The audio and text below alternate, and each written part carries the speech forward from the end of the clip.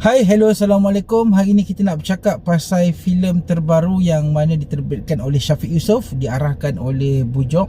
Okey, ini ialah filem pertama dia, tapi sebelum ni dia dah pernah pernah tuliskan skrip lah. Okey, tajuk filem ni ialah Malaikat Malam. Okey, sebelum ni kita semua dah dengar macam-macam isu pasal tajuk lah, pasal filem ni punya tema, pasal rempit and so on. Dan akhirnya filem ni dah rilis awal. Okey, disebabkan raya. Okey, filem ni sepatutnya tayang 26. Okey, premier di KL 25, tapi aku berkesempatan untuk tonton di Paya Bunga Square pada 24 hari bulan. Aku beli tiket lah. Aku beli tiket. Okey, baik. Terima kasih jugalah sebab time-time raya ni aku dah sempatlah curi-curi masa sikit untuk keluar pergi tengok, sebab sekarang ni aku berada di Terengganu. So ini ialah review aku berkenaan dengan filem Malaikat Malam. Tapi sebelum kita bercakap lanjut pasal filem ni, kita intro.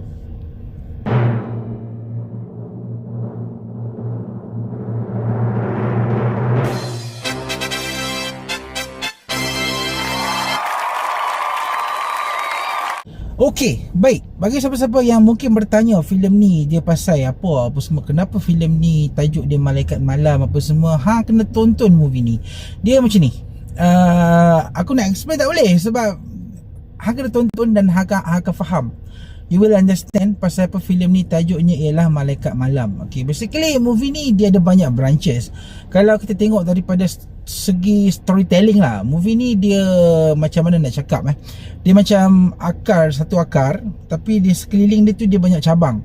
Ini adalah penulisan yang bagi aku normal lah untuk penulisan Nazifdin Nasruddin ni ataupun Bujok ni, sebab kita tengok dia punya skematik dalam penulisan itu sendiri pun aku rasa memang kalau kita tengok Sharif, kita tengok filem-filem tulisan dia sebelum-sebelum ni pun, kita akan faham yang Malaikat Malam bukan menggunakan penulisan yang simple, straightforward dan orang kata biasa-biasa. Okey, sebab kita tahu pengarah ni memang berkemahiran untuk menjangka emosi penonton.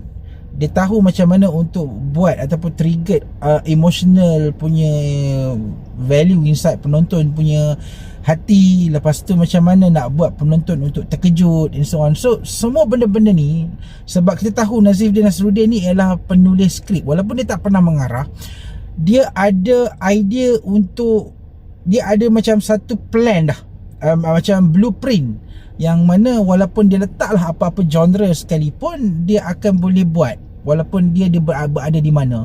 Kalau katakan naskah Malaikat Malam ini diberikan kepada orang lain untuk diarahkan, aku rasa filem ni still berjalan, still working.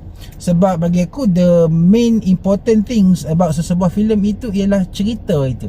Macam mana cerita ni diarahkan, lakonian apa semua, itu adalah bergantung kepada pengarah kan. Dan bagi aku tabik lah.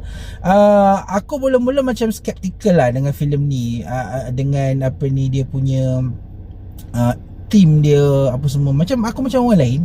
Tapi selepas aku tonton movie ni, movie ni is not just about rempit tau. Dia lebih kepada banyak benda tentang connection antara watak apa semua. Dan bagi aku movie ni rich.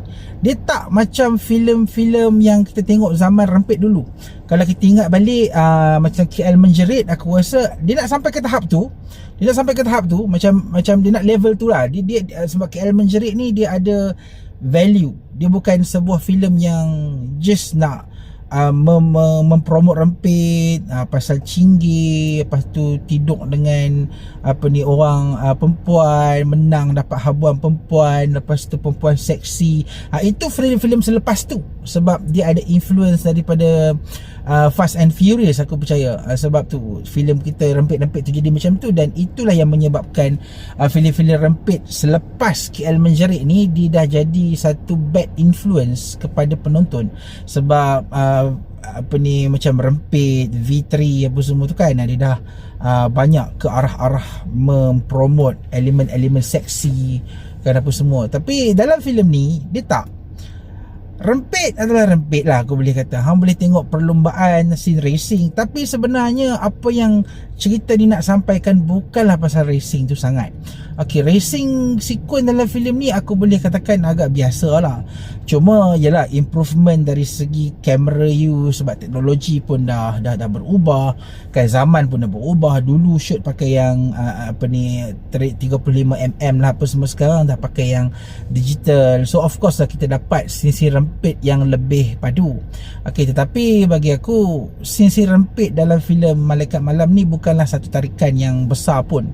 Even kalau hang datang ke Pawagam untuk tengok movie ni, tapi hang just bukan nak tengok rempit, hang still akan dapat bahagian-bahagian lain, fragment-fragment lain dalam filem ni yang still boleh, bila hang keluar tu, dia still ada value untuk kita bincang.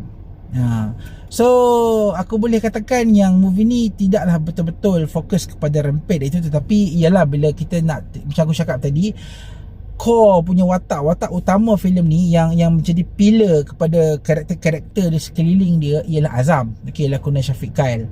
Okey, so Azam ni dia adalah dia punya karakter-karakter macam dia ada love story dengan si Ratna, lepas tu dua orang kawan dia ni. Okey, lepas tu dengan yang watak Amin Hafiz apa semua tu. Okey, kita bila dah dia kucai-kucai macam tu kan, kita ingatkan story ni akan jadi straightforward. Dia akan jadi straightforward sebab watak Amin Hafiz ni dalam filem ni adalah villain.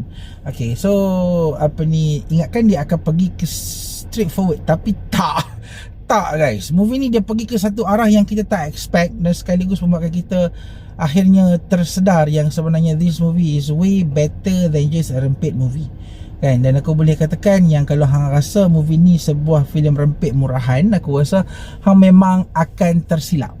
Movie ni memang satu movie yang memang ada a nod to rempit-rempit zaman dulu. Kita ada a few cameos yang, dan juga reference bagi siapa-siapa yang pernah tonton filem-filem rempit zaman dulu, dia akan trigger, oh filem ni. So maksudnya aku boleh katakan yang Nazif Din Nasruddin aka Bujok ni, bila dia buat filem Malaikat Malam ni, aku rasa dia memang nak buat filem yang seakan-akan apa yang dia pernah tengok ketika dia masih belajar dulu. I assume lah waktu KL Menjerit rempit apa semua tu, mungkin dia tengah belajar lagi, ataupun still dia punya minat terhadap filem-filem tu masih sedang dalam development, dalam belajar kan. So dia nak cuba buat filem yang macam tu, tapi improved disebabkan oleh masa sekarang ni tahun 2026. So orang tak nak tengok dah filem-filem rempit ni yang bawa kepada aura-aura negatif. So dia carry Malaikat Malam ni dengan satu tanggungjawab yang mana aku boleh katakan yang the whole movie is not about merempit itu satu benda yang bagus, tapi dia bawa kita kepada satu persoalan. Sebab the whole movie itself, macam aku cakap tadi, the core dia punya core karakter tu ialah si inilah watak Syafiq Kyle ni. So kita akan dapat tengok lah perjalanan watak dia ni. Perjalanan watak dia ni yang bagi aku complicated, sebab persepsi masyarakat terhadap merempit ni adalah satu persepsi yang jahat.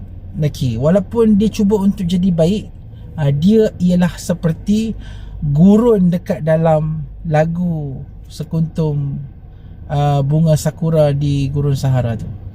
So bila hang tengok movie ni, hang dengar balik lagu Sekuntum Bunga Sakura di Gurun Sahara tu, hang akan faham yang Malaikat Malam ni sebenarnya literally adalah satu adaptation daripada lagu itu sendiri ke dalam bentuk movie feature. It's very nice. Aku macam aku tak tahulah sama ada dia dengar lagu tu waktu dia tulis lagu ni, bukan dia tulis lagu, waktu dia orang tulis cerita ni, lagu tu jadi inspirasi atau lagu tu datang selepas cerita ni siap. Sebab the influence of the lyric dalam lagu Sekuntum Bunga di Gurun Sahara tu memang literally memang menggambarkan movie ni, menggambarkan watak Syafiq Kyle itu sendiri, which is bagi aku sangat heavy lah. Sebab watak dia adalah watak yang bukan merempit kosong. Dia adalah seorang lelaki yang cuba untuk bergelut dengan kehidupan sekeliling dia. Dia cuba untuk jadi baik, dia cuba untuk bantu kehidupan dia, tapi dia ialah itulah kehidupan dia yang tak mampu nak diubah. So aku tak boleh nak cakap banyak lah. Aku boleh katakan yang movie ni antara movie yang, walaupun Bujok ni bukanlah pengarah yang sebelum ni pernah mengarah movie, aku boleh katakan yang movie ni agak bagus lah. agak bagus untuk pengarah pertama. Of course lah, adalah a few things yang kurang sana sini. Bagi aku, kalau aku nak cerita pasal benda yang kurang, aku boleh katakan satu benda, scene rempit dalam filem ni still tak boleh nak macam mana nak cakap. Aku pernah tengok dia punya dia punya behind the scene lah apa semua, tapi bila aku tengok dia punya result dekat dalam movie ni, still macam tak menarik lah bagi aku untuk sebuah scene rempit. Aku expect ialah is Viper Studio kan, at least ada CGI punya scene ataupun visual yang bagi aku agak gah ke untuk visualkan rempit. Tapi Bujuk memilih untuk buat rakaman rempit, perlombaan rempit ni just macam hang tengok filem-filem V3 rempit dan juga KL Majrid. Okey, tapi improvement yang lain, okey, walaupun dia tak mampu untuk deliver scene perlombaan rempit yang bagi aku upgraded, sebab aku expect yang itu sebenarnya. Aku ingatkan ialah kita dah ada motor RXZ color purple, kita ada karakter. Aku nampak yang itu yang menarik, sebab dia ada karakter. Motor tu ada karakter. Macam kita tengok Fast and Furious kan, watak ni, motor ni, kita dah tahu color dia apa, kita boleh ingat. Macam yang ni color ni, ni color ni.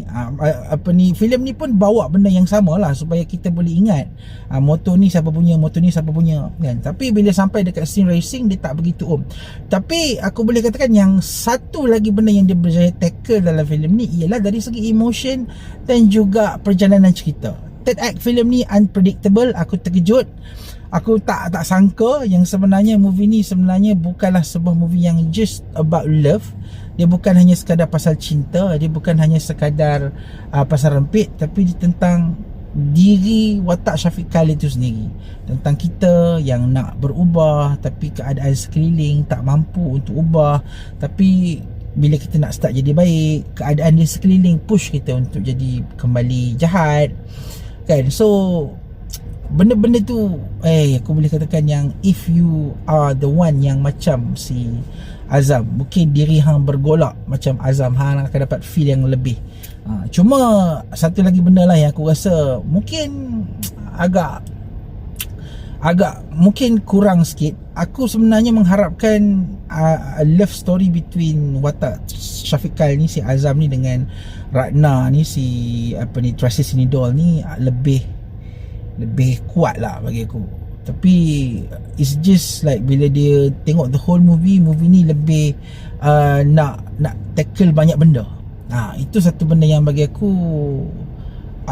aku kurang suka lah. Tapi aku nampak yang dia banyak tackle banyak benda supaya on the other side character development tu jadi tapi dia terpaksa meninggalkan kekuatan yang lain, seperti dia nak utamakan Ratna dengan Azam, tak dapat. Sebab character development tu jadi satu benda yang nak dikuatkan. So setiap karakter dalam filem ni memang dia ada perjalanan masing-masing.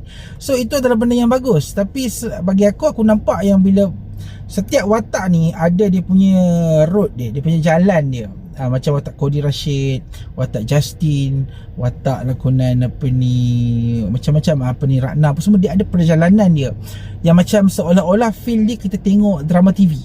Dia ada perjalanan yang tersendiri. Dia just clash bertemu sahaja. Tapi itu bagus, tapi menyebabkan watak ataupun cerita yang perlu difokus, which is aku percaya bahawa fokus utama filem ni sepatutnya ialah percintaan antara Syafiq Kyle dengan si Ratna ni, Tracy Sinidol ni, hilang. Itu satu lagi benda yang aku rasa macam kosong lah dekat situ kan. Dan tiba-tiba dekat ending tu pula jadi something yang kita tak expect. Okay, aku tak boleh cerita kat sini apa yang jadi, tapi benda tu sebenarnya killing that vibe of this love story, dan menyebabkan kita rasa tiba-tiba dihala pergi kat tu. Kenapa dihala ke situ? Sedangkan this is a story about si Ratna ni dan juga watak Azam kan. Kenapa tiba-tiba dia pergi ke situ untuk dijadikan ending kan, kenapa dia pergi ke situ dan apa point dia dekat situ, sedangkan dekat awal tadi kita tahu watak tu memang nak sangat jadi macam tu, nak sangat jadi macam tu, but end up jadi aku boleh kata macam apa ni, aku tak boleh cerita lah, tapi kalau hang tengok sini hang faham lah, third act dia tu dia menyimpang daripada apa yang kita expect. Sebab sepatutnya aku rasa filem ni dah bercerita pasal Syafiq Kyle jumpa dia punya bunga sakura, tapi dia dah fall in love, dia cuba untuk betulkan kehidupan, tapi tiba-tiba third act dia pergi ke situ, dia pergi ke satu benda yang bagi aku tak diberikan highlight yang jelas, hanya sekadar just a few question, keinginan, kemudiannya diletakkan dekat third act, yang mana bagi aku tak begitu sangat lah. Aku expect yang Ratna tu akan get involved dengan the story tu lebih, tapi bagi aku ialah itu adalah decision dia, aku tak boleh kata apa.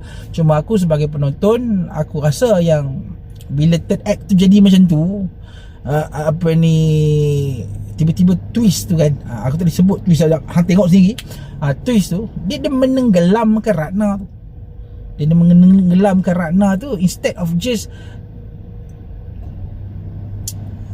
nak settlekan watak tu, settlekan watak tu. Sebab aku nampak dalam filem ni, penulisan Nazif Din Nasruddin ni, dia memang macam letak apa ni, karakter. Okey, setiap karakter dia mesti nak sudahkan, dia mesti nak habiskan. Itu bagus, aku suka, sebab setiap watak dia memang ambil tahu, watak ni akan interfere dengan watak ni menyebabkan this result, watak ni akan interfere dengan watak ni jadi this result. Tapi bagi aku, bila dia melupakan sedikit lah watak Tracy Sinidol tu untuk diletakkan dekat hujung, dan dia hanyalah watak yang just very light, hanya untuk bagi emotion sikit dekat watak Azam, dia jadi macam terlalu less impactful dekat situ. Tapi untuk keseluruhan, aku boleh katakan karya ni adalah karya yang lain daripada yang lain lah untuk versi filem-filem merempit. Hang tak akan dapat movie yang perfect, of course aku boleh kata, tapi movie ni adalah movie rempit yang lahir tahun 2026, yang mana boleh dikatakan agak bagus dan berani untuk keluar daripada kepompong rempit yang mana kita selalu letak mindset kita dulu-dulu. Macam tu. So kalau kata akulah nak bagi rating filem ni, aku boleh kata movie ni apa ni 4/5. Antara naskah yang bagi aku, if you love bagaimana Sharif punya storytelling, kalau hang suka macam mana Nazif Din Nasruddin ni, Bujok ni menulis cerita dia dalam filem-filem yang sebelum ni, yes, movie ni akan bawa hang ke arah itu, tapi less impactful sikit. Mungkin sebab ini pengarahan dia yang pertama lah, tapi aku puji, dan aku salute and tahniah sebab bawa movie ni dengan aura-aura dan juga reference kepada filem-filem rempit yang dulu. Aku memang bila tengok, honestly aku boleh memang, sebagai orang Perlis lah, aku memang macam sedih lah, sebab aku pernah tengok KL Menjerit kan. KL Menjerit ada scene ladang tebu dekat permulaan cerita KL Menjerit, dia ada scene ladang tebu. Okay, so watak Roshamno, dia mengejar apa yang dia nak tu, dia pergi ke KL, tapi this thing dia macam rewind balik. Siapa yang tengok dia akan faham.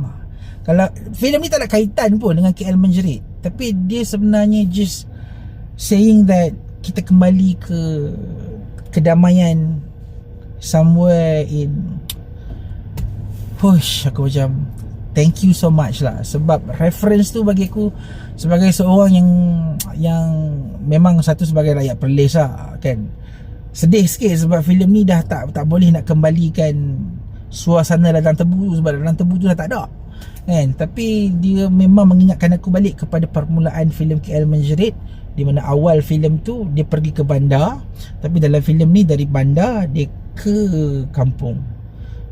So go and watch it lah bagi aku. Go and watch it, go and try yourself. Bagi aku, kita tak boleh nak letak filem ni sebagai filem yang tinggi, tapi this guy Okay, dia dah bagus dalam menulis, dia dah bagus dalam buat cerita. Aku percaya dia juga adalah orang yang mungkin akan develop apa ni pengarahan dia bidang filem-filem ke depan yang bagi aku ada potensi juga kan. So go and watch it. That's all. Minta maaf kalau kata rayak mata sikit. Sebab aku memang teringat betul lah scene Ladang Tebu tu. I miss Ladang Tebu so much. Sebab Ladang Tebu tu dulu memang tempat yang sangat ikonik dekat Perlis, tapi sekarang dah tak ada kan. So itu je lah review ringkas aku. Go and watch Malaikat Malam kini di Pawagam. Okay, jangan tunggu masuk dekat mana-mana. Come on lah, pergi support kat Pawagam apa barang kan. Apa barang, tunggu-tunggu tempat-tempat yang mengarut ni. Go and support kat Pawagam. Itu sahaja, kita jumpa lagi di video akan datang. Assalamualaikum.